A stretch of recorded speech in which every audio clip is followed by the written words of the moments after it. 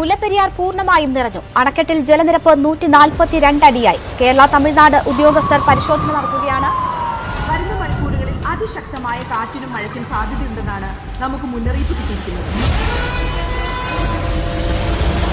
130 വർഷങ്ങൾ കുമ്മായവും സുർക്കിയും കൊണ്ട് പടുത്തുയർത്തിയ ഒരു മതിൽ.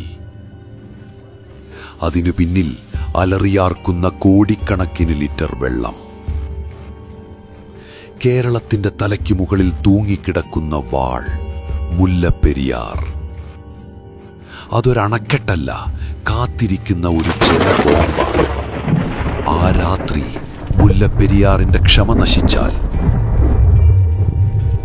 35 ലക്ഷം മനുഷ്യരുടെ നിലവിളി വെള്ളത്തിനടിയിൽ ഒടുങ്ങുന്ന ആ നിമിഷം അത് വെറുമൊരു ദുരന്തമായിരിക്കില്ല, അതൊരു കൂട്ടക്കുരുതിയായിരിക്കും.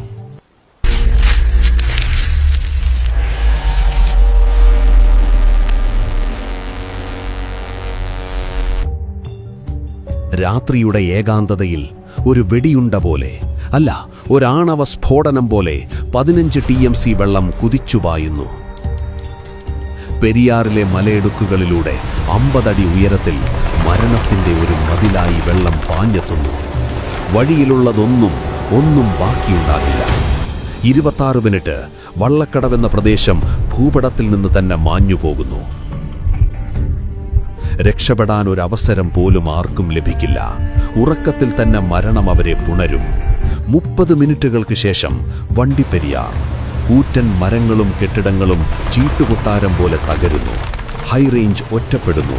പുറം ലോകവുമായുള്ള എല്ലാ ബന്ധവും അറ്റുപോകുന്നു. പക്ഷേ യഥാർത്ഥ പേടി സ്വപ്നം അതല്ല. അത് 35 കിലോമീറ്റർ താഴെ കാത്തിരിക്കുകയാണ്. ഇടുക്കി ഡാം. നിറഞ്ഞു നിൽക്കുന്ന ഇടുക്കിയിലേക്ക് മുല്ലപ്പെരിയാറിലെ രാക്ഷസൻ വന്നിടിച്ചാൽ ലോകം ഇന്നുവരെ കണ്ടിട്ടില്ലാത്ത ഒരു ഡൊമിനോ ഇഫക്റ്റ്.